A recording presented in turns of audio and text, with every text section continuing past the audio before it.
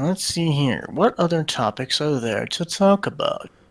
Well, I have some others. We can continue to talk about YouTube.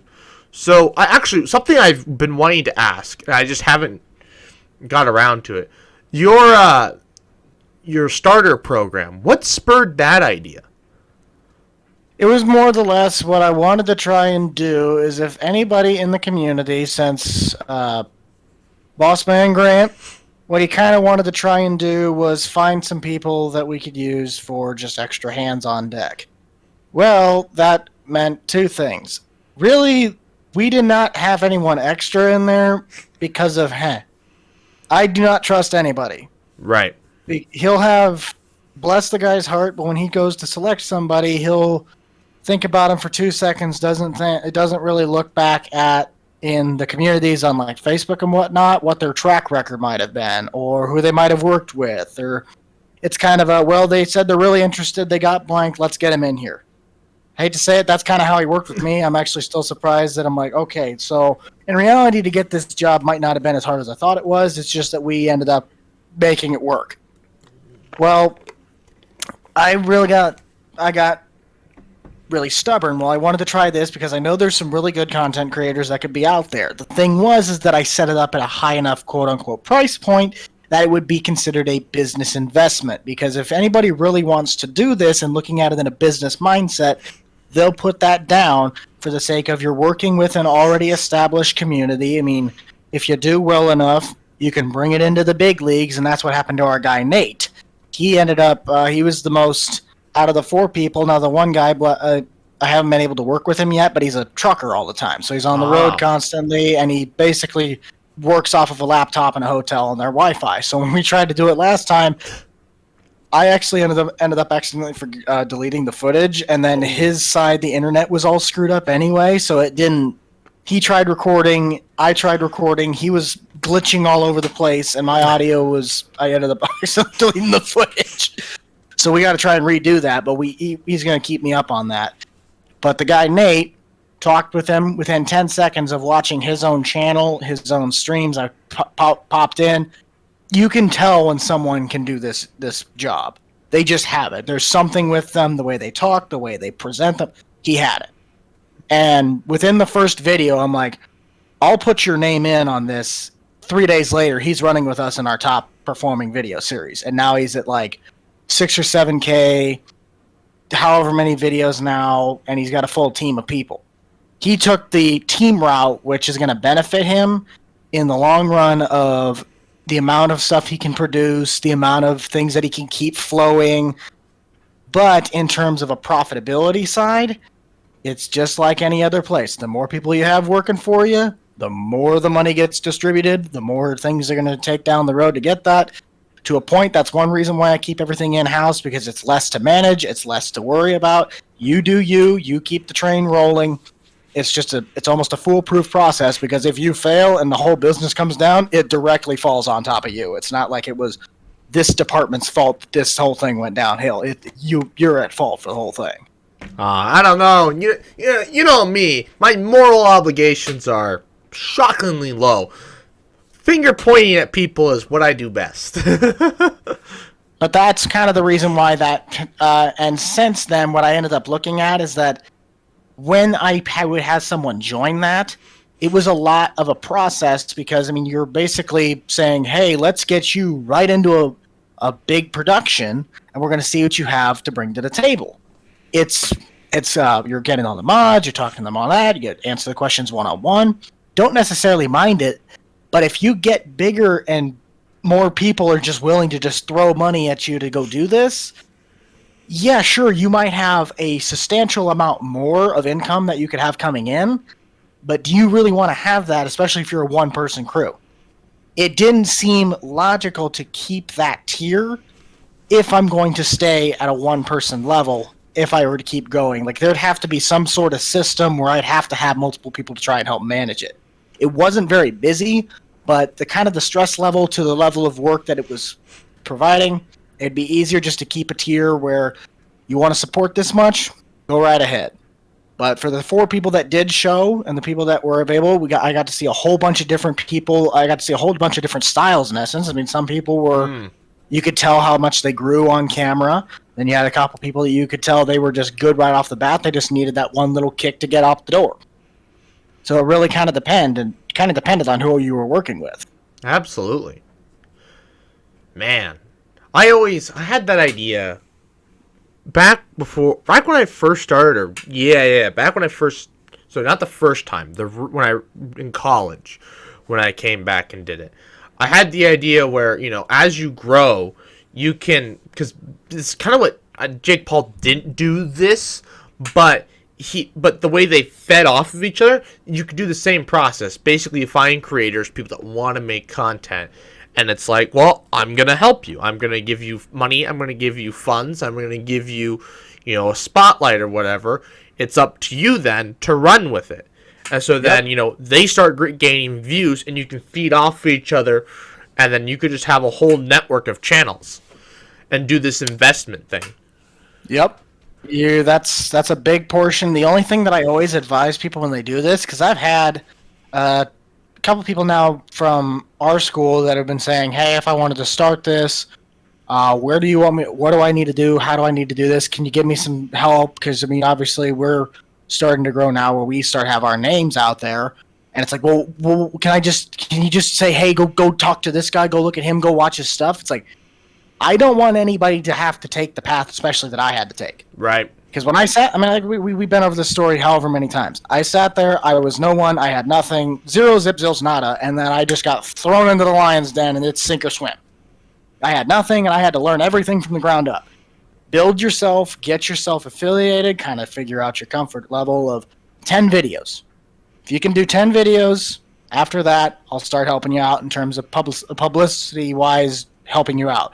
That's the one downside to that tier that I offered also was, because you could have somebody that was like me that just says, hey, I want to do this, but I didn't really want to do it at all. It was kind of like, you got to do it now. But for anyone that just wanted to do it, but they don't have anything, it's like, you got to have, if you're going to be doing something like this, you got to have that, like Nate, like Camouflage Farmer, he was another one. And technically, if the truck driver guy could do more with it, he'd been another probably a really good candidate. TNB, the first guy that I worked with, he just didn't have much of the setup. Like, he was playing on PlayStation, he had the microphone off of his phone, so it's like, it'd be a lot harder for someone like him to get started. Like, he's still doing some stuff. I check in on his things from time to time. He does a lot more shorts or TikTok stuff, but like an actual video that he was in, it'd be so much harder for him to try and do something like that because you just don't have the equipment. Right. I have equipment. Yes, you do. I just don't know. I'm doing something wrong, but we're figuring that out. Well, it's also a market that the market you're in is also something that it's even my market's technically the same because you could have a little niche that you're trying to find. Right. You may not have just found the niche to it because you could have people in this field that you could post. I know one guy specifically. This dude has like 3,200 videos or something. 30 minutes long, series out the wazoo, super realistic. I mean, the guy is phenomenal. I love this dude's content. Only has like 300 people that subscribe to him. He's been doing this for like 6 or 7 years. I've told my boss, give this dude a shout out. Like, this guy's worth the money.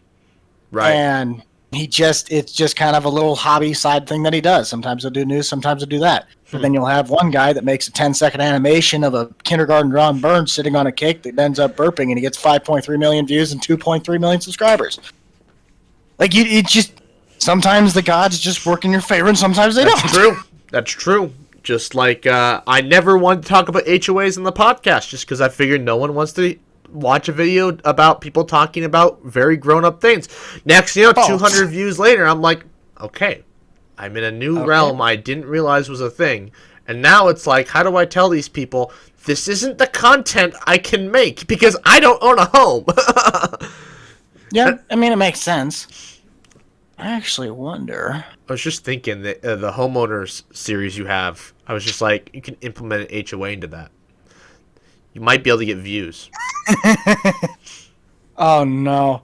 Actually, I don't think I could now because I live both of those series. They're basically not in like residential areas. They're both like out in the country. They're on acreages. Oh, right. I could technically bring in the fact that it's like if I wanted to go and build a new shed or build into something else, I'd have to go down to the town hall and get a build permit or something. I can be your evil banker. Oh no, I That don't need you messing with my finances. that tends to be the round that everybody tends to put me in. I did ever tell you the story about FBLA and how they made me the evil banker, but I ended up being the one that everybody liked. No. So, all right, story time. I think I've probably told the story on the podcast before. I've told everything at this point. So, back in high school, I was approached by some of my friends in FBLA. They were like, "Hey, we wanted to get, I think our not the last one, the one before that, their B degree or whatever." Anyways, they're like, "We want to get one of our degrees, and we need to do this a project or whatever for it." And they're like, "We're going to do this skit where they made out these characters. They had a squirrel that likes to save, a spendy... I don't remember all the... Anyways, they had these set of... Voya. Huh? Voya, the little like origami squirrel. No. But they had... They had... We had... Oh, you're out of focus now. I know, hang on. There it goes. So, we had all these characters... And they're like, "Doc, you're gonna be the evil taxman, the banker or whatever." And they're just like, "You gotta explain taxes," basically because the other people were talking about spending, saving, investing, that kind of stuff, and they're like, "You're the only person that they probably knew that could probably even talk about taxes." So they hand me this packet. I literally skimmed the first page, went, "Whatever, I'll figure out something." And so we went around to the elementary schools to like their 4th and 5th graders to teach them about money, basically. And so... Why didn't you teach me about money? I would have hated you. Well, what do you mean? Well, you already hated me in general when we were back in high school. You would have looked at me like I was a dim-witted twerp. Well, the highest grade we did was 6th grade. But anyways, so I got these kids and I had to teach them about taxes. I had like I was like me and like 7 of them, and I had like maybe 5 minutes. And so basically I just started off with, "Have you guys heard of taxes? Do you have an idea of what they are?" And then like the one that always made me laugh, and I always expect this, "My daddy says they're bad and he doesn't like them." And there was almost one every single group I had. And I was just like, yes. You're right. You are absolutely correct. So, but then, it's like I wanted to paint the narrative like, yes, they're annoying to pay, but they do cool things. Like roads. Without roads, you're not getting shit done. They pay for schools. That's bad. They pay for defense. They keep us safe. It's like the one analogy where it goes, if the U.S. ends up falling, it won't be the fall. It won't be as great as the fall of Rome, because at least Rome had good roads. Yeah, well, there's 2 ways the U.S. There's a few ways the U.S. could fall. It's going to be a slow decay and demise, or World War III and... Well, World War III is technically also going to be not even really a joke, but it's like there's not going to be any actual, like, probably boots-on-ground warfare. It'll be all techno or nuclear. And either way, both of those resolve in world going bye-bye. Well, there was... I could get into World War III. Anyways, so I explained to the kids what taxes... So I basically just... I get what their idea of taxes are, and then I tell them what they are, and I go over the different levels. You have fed, state, and then county or city in some cases, and what each one of those levels tends to pay for and what they do. And so then, end of the 5 minutes, the kids move on, and again, another group do the same spiel basically over again. I literally just came up with this on the spot. It was just pulling out of my ass. And we get to the end, and so they, the leader's talking or whatever. I'm like, okay, yeah, we'll go down the line. We'll have one of us ask a question to see if the kids can answer the questions, and we'll give them candy or whatever. And so the savings group we'll be like, okay, blah, blah, blah, blah, blah, something about savings. And the kids just kind of sit there like, they get down to me and I ask them a question about taxes. 80 hands go up. And they're just like, what the hell? And like the group members look at me like, what the? And I pick one of the kids. What were you telling these kids? I pick one of the kids, and the kid rattles off exactly what I told her before, 15 minutes ago. And I'm like, that's exactly right. And they're like, you taught these kids? How the hell did you teach kids about taxes? What was probably the most complicated thing you could have told the kids, versus spending and saving things, I had to teach them about taxes.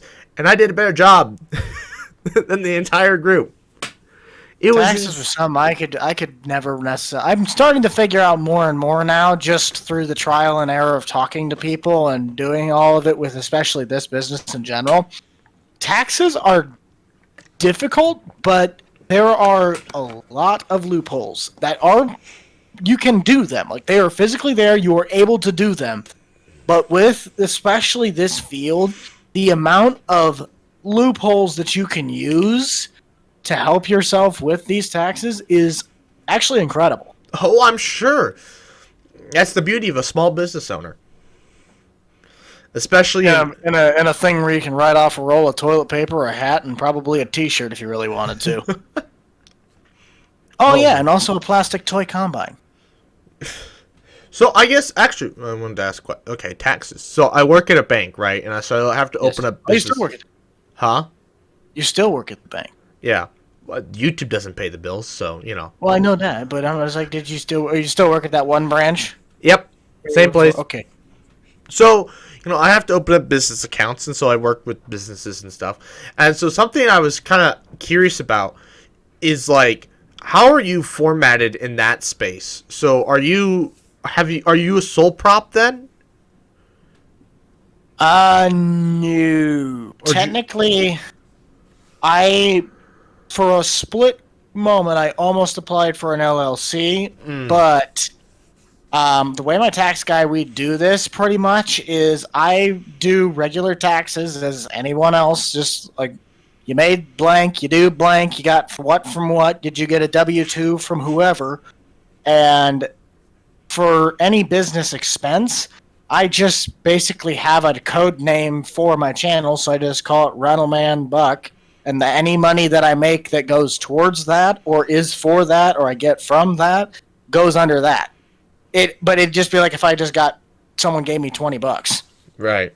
So it's not like I'm getting paid as the blank blank dot inc or right. LL. It's not, but I'm not big enough yet that's the big thing that my tax guy was telling me. He's like, even though you could technically do it, you're not big enough to a portion where your assets could technically go against you, or it's just not big enough yet, maybe 2-3 years down the road, or if you grow fast enough, maybe a year, but it's not big enough yet to really go and do that. Mm-hmm. So if I were to go and buy a car, buy a house, buy a boat, whatever that might be, if I go and buy any of that stuff and it's directly tied to what I'm going to be doing for video, whatnot, we just put that expense down under the name of what I did for the income. So it's like I write $2,200 off on a parts car that I bought out of Buffalo because I'm going to use that as a restoration for my other car. Right. So that's kind of how I do that. It's not like fully business and built yet, but it's not really big enough that you could classify it as it yet. One of the loopholes you found. I don't even necessarily know if it's a loophole or not, because you're technically still a business that someone could look up and find. You just got to go to YouTube and do it. Like it's not like I don't have a rentlemanbuck.com. Right. Well, unless you count like the T-shirt thing. Yeah.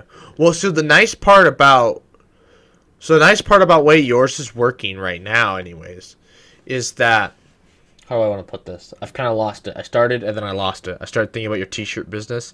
Oh, okay. Now I've got it. So basically, all your income is pretty much digital, right? You don't have people writing checks to the business. Yeah, majority of it's all online transactions. Yeah. The issue you're going to run into is if, for whatever reason, you go to you sell a car or something, or do something for somebody, and they give you money, and they decide to write you a check, and that check says the Randleman Buck instead of your real name, that's where you run into issues because you can't just go and deposit that check into a personal checking account, at least not at my bank. With the small bank there in town, you might be able to get away with it. Oh, no, I actually bank with you guys. Oh, okay.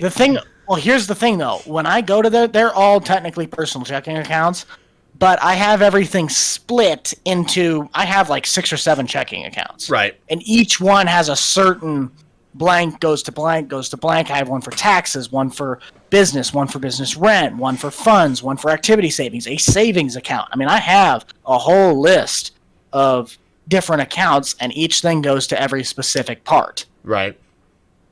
But obviously, I see what you mean, though. Like, if someone signs the check as Randall Man blank, you can't. It's technically geared towards the business, but like I said, it's not necessarily a business yet. Mm-hmm. So I can slightly get away with it. Not really get away with it, but just, it doesn't.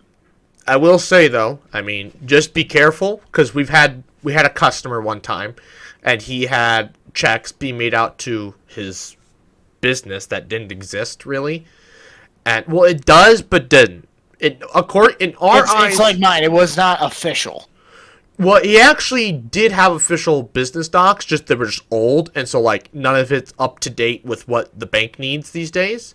And he decided not to open these. He opened up personal checking accounts and we just called them, "This is the business account." And we told him, like, okay, that's fine, but you cannot deposit checks made out to the business in this account. Well, he proceeds to deposit thousands of dollars made out to the business to this account. And I get an email from our security department being like, "Hey, what the hell's going on here?" Because I was the one that opened the damn account. And I'm like, we told them don't. So we called them, and it was a whole thing, and it really blew up. And it was just like, basically he was trying to hide this income from this business. And that's why he was putting into here. And that's why he didn't open a business account with the bank. And so for right now with the money, I don't understand money. Yeah, money's hard. I have a degree in money, so you know. There's a reason that I had a D in algebra. Yeah. I still to this day don't know how I passed my second semester of whatever it was, Algebra 2 or Pre-Cal in junior year. I still to this day don't know how I passed that with a B. The mysteries of the world. Same reason why I don't know how I passed calculus. It was because I had an A first semester and then got a D second semester, and that averaged out to a C plus. When I knew I didn't have to take calculus my senior year, I was gone. Because the big one is that when we did, like, because obviously you had to do what were those, like, what did they call that test? Was it the net? You had to take it, like, in 6th grade or something. And that the NISA and the MAP test? NISA. The NISA and the MAP test. When we got our results back for those, I was just slightly above 50% range of if you either went into Math 7 or pre-algebra, and I got stuck in the pre-algebra class. Oh, no. So I was put in the smart kids class. I hated math. So the thing about me and back then, what was interesting was, so the MAP and NISA, I tested into that class. No problems. The issue was my grade. There were some tests that I had not really given my full effort into in 6th grade at the time, and so they were like, I well know that one. I know that driving full. So my current grade in there was like borderline, which way they wanted me to fall. And the teacher was like, I don't know, maybe you want to put him in the one below. And I was like, I told my mom, I'm like, no, that's going to screw up what I want to do for high school. I want to go to the higher one. And the rest is history. I made it into the higher one and so on and so forth. It was the most ironic thing. I was in sped reading up until about 6th grade, 7th grade. Then they put me in the average reading. They were debating putting me in the lower reading. And then by senior year, I was in the college English class. So good for you. I don't understand how you go from sped barely average, in the average, no problems, to I'm in the advanced now. I was Some on the people lowest learn it and end. pick it up a lot quicker. Huh? Sometimes it takes a little bit of extra help, but then you just pick it up a lot quicker. Well, that's technically how you could do with any of it. Actually, the big thing was now we were looking at more nonfiction reading material instead of fiction, and that's where I excelled. And so, like, when we take these tests to figure out where the heck you're going to put me, I focused on the nonfiction stuff because I can read that super fast, understand it really well, and answer the questions incredible, which is what I did in the ACT. I did those first, then I went back and did the narratives, and that's how I was able to get a good enough reading and writing score to make it in there. But no. I have a degree in understanding money, so I'm not a tax man, and I didn't take any accounting in college, but I understand parts of money. I don't understand really quite in what way the degree actually helps me understand money, but it does. Money is expensive, and money is taxing, and money is taxable, and things are expensive. And money can go out the door just like that. Oh, God. Don't get me started on that. Yes. I the freaking glorious owed. path of life. I owed the federal government this year. Bastards. So. How much you owe them, Chief? It was like $200 some odd. God, I wish I had your taxes. Well, so it was, there were some capital gains taxes I had that we didn't pay enough, and so that. But somehow the state still paid me a tax thing. So, I say, when I worked with the state park and Sid Dillon over last summer and like the beginning of the year up until the end of like November or whatever it was, right. I took a huge chunk of my paychecks from those instead of YouTube, because YouTube stuff, it was never taxed. So what I did is I took big chunks of my paychecks and put them straight to federal and state. State, I got like $26 back, but federal, I got hosed. Yep. I got $26 back, which we just put into the end, so if I were to start paying quarterlies, I wouldn't have to worry about it. But after making up all the expenses that I had, I still had to pay in $2,200. I really need to look at pay in $15. I'm really curious about the Nebraska tax code. I kind of want to look into it and read it a little bit, just figure out why the hell can I get hosed in the Fed but not in the state? In the state, I can still come out with it. Was crazy because the state, my tax return from the state was honestly the same it's always been. But the Fed, I owed money because of these capital gains. So Nebraska must not have a capital gains tax? Or maybe it's just really small? Or the government's just screwed up. I don't know. I really don't know. I think part of the thing with the state is the state makes all its money from property. I don't own any property. And so it doesn't care. So don't we still have like one of the highest, if not the highest, like in like property taxes? Well, yeah, up until I think this latest tax code they're working on, yeah. It's definitely not the highest, but it's one of the highest. But like that's the one asset this state has is land. Like it would be stupid not to tax it. And this is coming from a person that doesn't own land. And, obviously, if I own land, my opinion might change. But, the state's kind of on this teetering point, right? Where there's enough people on the eastern end in the cities that they're starting to outweigh in income and stuff compared to the rest of the state. Well, I think that if the state, but I think part of that's because the state doesn't tax them as much as it could or should. I think if they decide... They're not taxing the people out west or the people in the east? In the cities. Us. I think if they go through with Pillen's idea to start taxing the east, his economic growth he wants to see isn't going to happen. We're short on jobs. You people coming in here, don't be taxing these people. I was going to say, that'd almost collapse, not collapse the economy, but that would just, for the amount that they already pay me, especially wheel tax. Isn't Lincoln like the only place that has wheel tax? Because Omaha doesn't have wheel tax, do they?